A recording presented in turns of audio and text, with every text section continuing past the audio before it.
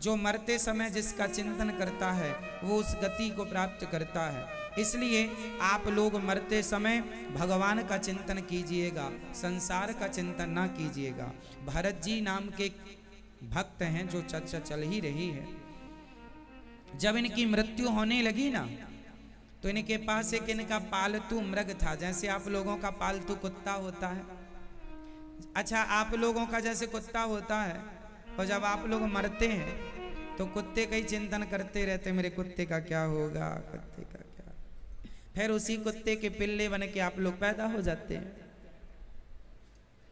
जिसका मन जहां लगेगा उसकी गति वही होगी। इसलिए भरत जी मृग का चिंतन करते मरे, मृग योनि मिली, तीसरे बार उन्होंने मृग की योनि छोड़कर तीसरी बार मनुष्य का तन पाया। अब गलती नहीं करेंगे। भरत जी महाराज अपने भाई भौजाइयों के संग रहते हैं। उनके भाई भौजाइयों ने निकाल दिया, पिता बचपन में चल बसे, आजाद घूमते हैं भरत जी। एक दिन एक राजा पालकी पर बैठकर जा रहा था कि राजा रहुगण को उसने पालकी पर लगाया। राजा रहुगण पांव के नीचे चींटी ना मर जाए, जीव जंतु ना मर जाए, इसलिए श्री भरत जी ने छलांग लगानी शुरू कर दी। राजा रहुगण बोला, क्यों रही हो, छल कूद क्यों कर रहे हो? भरत जी ऐसी छलांग मारे कि चोट लग गई रहुगण को। उसने बोला, मेरा अपमान किसने किया, मैं उसे मृत्यु दंड दूंगा। तब भरत जी बोल पड़े, राजन आप बहुत घमंडी राजा हैं। आप कहते हैं मारेंगे, किसे मारेंगे आप? शरीर को या फिर आत्मा को? मरता कौन है? हमेशा शरीर के ही प्राण निकलते हैं। शरीर से प्राण निकल गए, शरीर ही मरता है। आत्मा जीव तो कभी मरता ही नहीं। आप कौन हैं भैया? आप कौन हैं? शरीर हैं कि आत्मा है? आप कौन हैं? शरीर। आपके अंदर क्या क्या है? आत्मा है। आपके अंदर आत्मा है, सही। तो आपके अंदर आत्मा है, तो आपका शरीर कहाँ है? ये कहाँ? जहां शरीर हो वहां हाथ रखिए एक बार। ये तो छाती है, पूरे को शरीर कहते हैं। तो ये बताओ मरता कौन है, आत्मा या शरीर? मृत्यु किसकी होती है? लोग कहते हैं मर गया। कौन मर गया? शरीर मर गया, आत्मा नहीं मरी। कौन मर गया? शरीर मर गया, आत्मा नहीं मरी। तो आत्मा कहां चली गई? यहां से निकलकर कहां चली गई? ऊपर। कहां? कितने ऊपर? आत्मा कहां चली गई? मैं ये बताएंगे। हाँ, यमलोक। हाँ, आत्मा कहां चली गई? आत्मा चली गई अपना, आत्मा निकलकर हमारे सूक्ष्म शरीर में प्रवेश कर जाती है। स्वर्ग और नरक कौन जाता है? शरीर, आत्मा या सूक्ष्म शरीर? इन तीनों में सूक्ष्म शरीर होता है सबके अंदर। आपने जब सपना देखा था तो आपका एक शरीर कमरे में सो रहा था, एक शरीर से आप सपना देख रहे थे, तो वो भी तो एक शरीर था आपके पास जिससे आपने स्वप्न को देखा। आपने कभी सपना देखा है? तो किससे देखा है? इस शरीर से या सूक्ष्म शरीर से? आप हरिद्वार चले गए सपने में, तो कौन चला गया? आप तो घर में ही थे, आपकी बॉडी तो घर में ही पड़ी थी। कौन चला गया? सूक्ष्म शरीर है सबके अंदर। आपके अंदर है कि नहीं? आपने कभी सपना देखा बेटा? सपने में हम लोग बाहर चले जाते हैं, कहीं कहीं कहीं कहीं, तो कौन भटक रहा है? ये सपने में हम लोगों को डर भी लगता है, कई बार हम लोग भागते भी हैं सपने में। कौन है ये? सूक्ष्म शरीर। तो आत्मा निकलती है, सूक्ष्म शरीर में जाकर प्रवेश करती है, और सूक्ष्म शरीर जाकर यमपुरी में अपना पूरा लेखा जोखा हिसाब किताब देता है। 10 साल का, 20 साल का, 50 साल का, 100 साल, जितना भी आप रहे हैं पूरा हिसाब देगा। आपने कितना पुण्य किया है, कितना पाप किया है, पूरा यमराज जी वहां हिसाब लेते हैं बैठकर। इतना पुण्य किया, पुण्य अलग कर दिया, इतना पाप वहां पर आप झूठ नहीं बोल सकते, क्योंकि वहां भगवान जो यमराज जी का सॉफ्टवेयर है ना, बड़ा अपडेट है। वो यहाँ आप यहाँ कर रहे हैं, वहां सब लोड हो रहा, डाउनलोड वहां हो रहा। यहाँ आप कर रहे हैं, वहां सब। बोलो हाँ या ना। जैसे हम लोग व्हाट्सएप में कोई मैसेज भेजते हैं ना, हम मैसेज भेजकर आपको डिलीट भी कर दें तो वो व्हाट्सएप के पास सेव रहता है फाइल, हाँ या ना। आप व्हाट्सएप पर कोई चीज भेजते हैं, मैसेज इत्यादि, और आप डिलीट भी कर दें दोनों लोग आप, तो भी व्हाट्सएप के पास वो डेटा मौजूद होता है, हाँ या ना। यही है, आपने किसके संग अच्छा किया, किसके संग बुरा किया, आप अच्छा बुरा करके भूल भी गए, और वहां डेटा बिल्कुल साफ साफ रिकॉर्ड हो रहा है ईश्वर के पास। वो पूरा गवाही देता है कि आपने इस तारीख को इतने बज के इतने मिनट में पाप किया था। कौन सा पाप किया था? ये वाला। कमरे के अंदर किया था कि कमरे के बाहर, अंधकार में किया था कि प्रकाश में, सब लिखा पूरा, एक एक सेकेंड का हिसाब वहां है ना। तो वहां जाने पर हमारा डेटा खुल जाता है, पूरा हिसाब किताब होता है, उसके अकॉर्डिंग हमें नेक्स्ट जन्म प्राप्त होता है। नेक्स्ट योनि मिलती है। पाप ज्यादा है, माना कि आपके 5 किलो पाप निकले, आपके कितने पाप निकलेंगे जब हिसाब किताब होगा? फिर भी एक अंदाजा बताइए, किलो, 2 किलो, 5 किलो, 10 किलो या 250 ग्राम? 5 किलो निकलेंगे आपके। और पुण्य कितने निकलेंगे आपके? आधा किलो, 1 किलो, 100 ग्राम या 10 किलो, 5 किलो? क्या पाप का तो आपने कन्फर्म बता दिया 5 किलो, पुण्य का भी बता दीजिए। 1 किलो पुण्य 1 किलो निकलेगा और पाप 5 किलो। माना कि इन्होंने बताया कि हमारा 5 किलो पाप है और पुण्य 1 किलो है। अच्छा, आप लोगों का क्या है सिस्टम? कितना पाप निकलेगा आपका? 3 किलो निकलेगा और पुण्य 2 किलो। मतलब पुण्य कम ही है सबका। आपका क्या हिसाब किताब है? 10 किलो 5 पाप निकलेगा। 10 किलो कितनी उम्र है? 24 साल में 10 किलो कर लिया तो अभी और जियोगे तो कितना करोगे? अब पुण्य कितना निकलेगा? 1 किलो। 10 किलो पाप, 1 किलो पुण्य। बड़े घाटे में चल रहे हैं आप, नुकसान हो रहा है आपका, सुधर जाइए। अब चलो, माना कि इनका हम हिसाब किताब लेके चलते हैं। माना कि किसी का 5 किलो पुण्य निकला और 1 किलो पाप निकला, सॉरी 5 किलो पाप निकला और 1 किलो पुण्य निकला। तो अब यमराज जी किस हिसाब से निर्णय देते हैं वो समझिएगा। आपका क्या ज्यादा निकलेगा? पाप ज्यादा निकलेगा। कितना? फिर भी 5 किलो और पुण्य 3 किलो निकलेगा। देखो, आप बिल्कुल सत्य बोल रहे हैं। आप सब लोग, आपकी अंतरात्मा ये जान रही है कि आप पाप ज्यादा करते हैं। आप मान रहे हैं इस बात को कि आपसे पाप ज्यादा हुए हैं और पुण्य। अरे जब जानते हो तो क्यों नहीं पाप कम करके पुण्य की मात्रा बढ़ा देते हो? जान रहे हो फिर क्यों? किसने रोका है पुण्य करने से? किसने रोका है भला करने से? ये पाप की गठरी तुम्हारे ही माथे रखी जाएगी, कोई नहीं आएगा उठाने। ये पूरा 5 किलो 10 किलो वजन तुम्हें ही लेके ढोना है। यमराज जी कहेंगे 5 किलो पाप है, चलो 5 किलो पाप का दंड क्या होगा? जाओ 84 का चक्कर भोगो। नाली का कीड़ा बना के भेज देंगे। नाली का कीड़ा बनो, चमगादड़ बना के भेज देंगे, उल्टा लटकी रहो। कुत्ता बना के भेज देंगे, जाओ भौंको, भौंकते रहो। जो आप दिन भर चुगली करती हो ना मैया, निंदा चुगली दिन भर करती हो, ये कुत्ता बन के चुकाना पड़ेगा आपको। जो भौंकती रहती हो दूसरों के घर में जा जाके, ये सब फिर गलियों में भौंकना पड़ेगा आपको कुत्ता बिल्ली बन के। ये सब तुम्हारा पाप जोड़ेगा, ये भी तो पाप है। आप निंदा करते हैं लोगों की, ये भी 5 किलो जो पाप है उसमें आपकी निंदा भी है।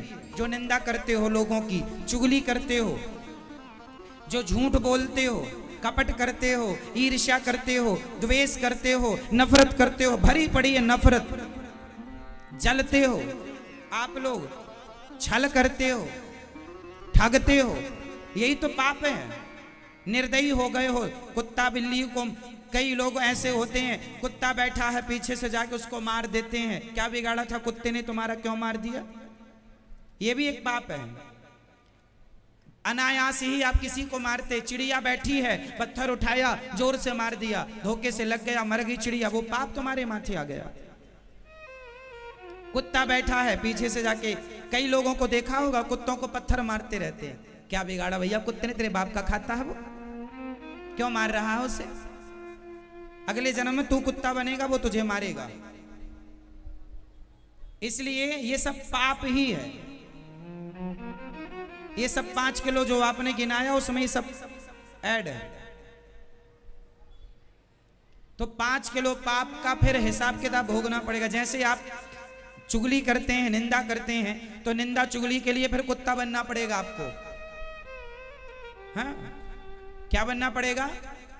कुत्ता बन बन के भौंको भौंको भौंको। जो आप लोग अभी दूसरों के घरों में जा जाके भौंकती रहती हो 2-2 घंटे, तो कुत्ता बनना पड़ेगा। इसलिए चुगली उगली बंद कर दो, नहीं कुत्ता बनने की लिस्ट में नाम हो चुका है आपका। अभी भी डिलीट हो सकता है यदि सुधर जाओ तो। पुण्य बढ़ा लो, पाप कम हो जाएंगे।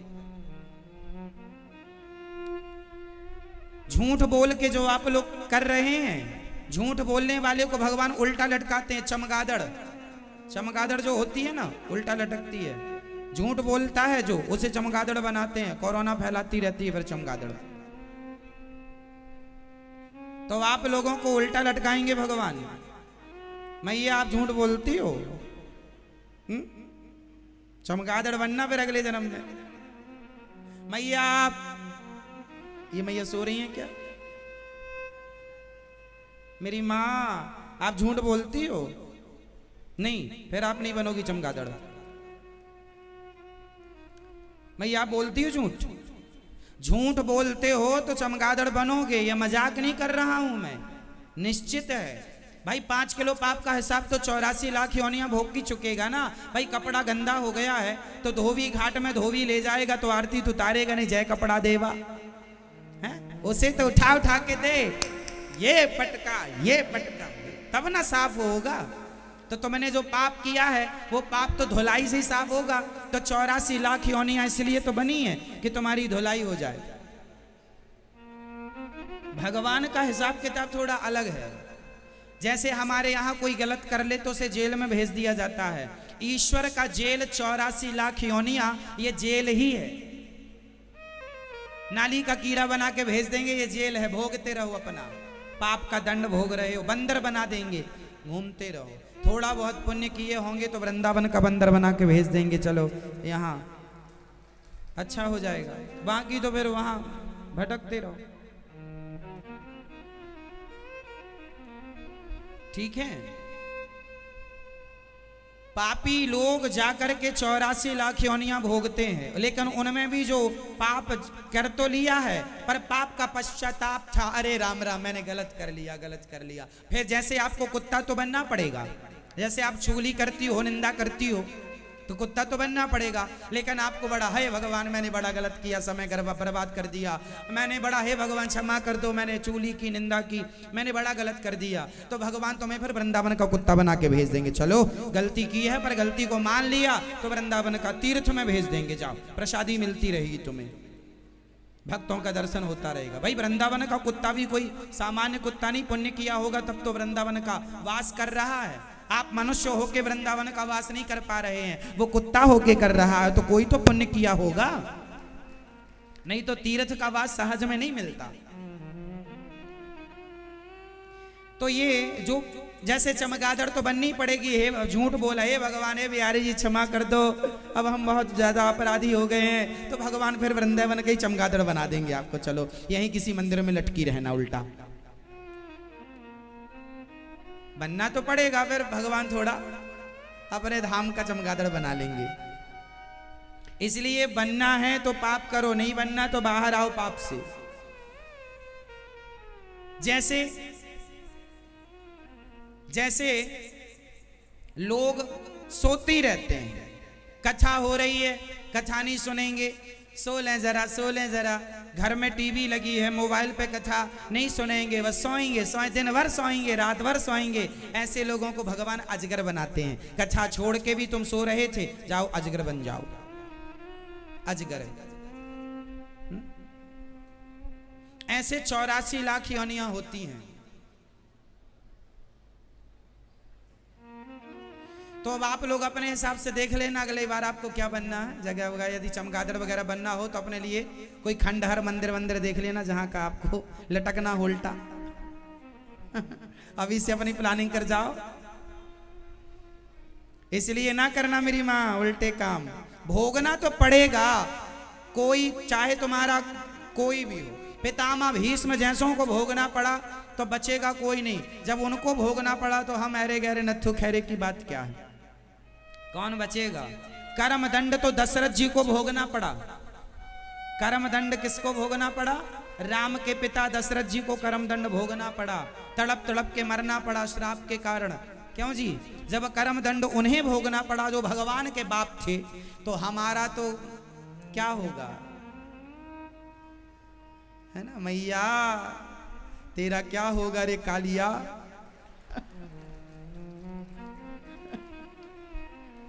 तो क्या होगा जरा समझ लेना। ये सब कर्म दंड हैं। पितामह भीष्म बाणों की सैया में लेटना पड़ा, कर्म दंड है। कौन रोकेगा, कौन बचाने आएगा? कोई नहीं। ना करो, मना कर रहे हैं हम, मत करो गलत, मत करो गलत, मत करो गलत। मान लो तो अच्छा, नहीं मानो तो मर्जी आपकी। भरत जी राजा रहुगण को उपदेश देते हैं, चरणों में गिर पड़ा, और जब 5 किलो पाप खत्म हो जाते हैं 84 लाख योनियां भोग कर, तब जो 1 किलो पुण्य था आपका, उस 1 किलो के पुण्य के बल पर आपको भगवान ये मनुष्य का शरीर दे देते हैं। जाओ, ये मौका दिया है भगवान ने, ये मनुष्य का शरीर तुम्हें खैरात में नहीं मिला, तुम्हारे पुण्य थे तो भगवान ने कृपा करके दी है। अब अच्छा कर लो तो 84 के चक्कर से मुक्त हो जाओ। यहीं उलझे रहोगे क्या 84 के चक्कर में? ये मनुष्य का शरीर कैसा है? सप्लीमेंट्री। 10वीं क्लास में किसी बच्चे की सब्जेक्ट में सप्लीमेंट्री आ जाए तो बताओ सप्लीमेंट्री का अर्थ क्या होता है? ना पास हुआ है ना फेल, ना पास हुआ है ना, इसको क्या बोलते हैं? सप्लीमेंट्री। सप्लीमेंट्री आ गई, अब क्या उसे एक मौका और दिया जाएगा उस सब्जेक्ट में, वो मौका दिया जाएगा। अब कर ले बेटा, अच्छा यदि ये कर लिया तो पास हो गया, और नहीं किया फिर साल बर्बाद। अब उसी साल में चल रहा है सन 1 पाठ 1 शुरू कर। उसी तरह ये मनुष्य का तन सप्लीमेंट्री की तरह है, ना तो तुम अभी पास भय हो ना तो तुम अभी फेल भय हो। यदि इस मनुष्य का तन पाके अच्छे नंबर ले आए तो भगवत धाम की प्राप्ति हो जाएगी, मोक्ष मिल जाएगा। जिस मोक्ष को बड़े बड़े साधु संत ऋषि मुनि प्राप्त करते हैं, वो मोक्ष आप गृहस्थ जीवन में सहज में भगवत भक्ति करके प्राप्त कर सकते हैं। और यहां फेल हो गए तो फिर नाली का कीड़ा से पाठ 1 शुरू होगा। नाली का कीड़ा लेसन 1 है, पाठ 1। कितने पाठ होंगे फिर? 84 लाख पाठ होंगे। बताओ कितने पाठ होंगे? 84 लाख पाठ पढ़ने पड़ेंगे, तब जाके 84 लाख पाठ पढ़ने के बाद तब ये मनुष्य का शरीर मिलेगा वापस। बड़े भाग्य मानुष तन पावा, सुर दुर्लभ सदग्रंथ निगावा, दुर्लभो मानसो देहो देहि नाम क्षण भंगुरा, तत्रापि दुर्लभम मन्ये वैकुंठ प्रिय दर्शनम। बड़े भाग्य से 84 लाख योनियों के बाद ये मनुष्य का तन मिलेगा, और ये तन मिल जाएगा और इस तन को पाके बैकुंठ ना पाया तो इससे बड़ा नुकसान, इससे बड़ी क्षति कुछ नहीं हो सकती। आपकी सबसे बड़ी क्षति नुकसान ये है कि आप मनुष्य का तन पाके मोक्ष ना पाए तो मनुष्य बनना बेकार हो जाए।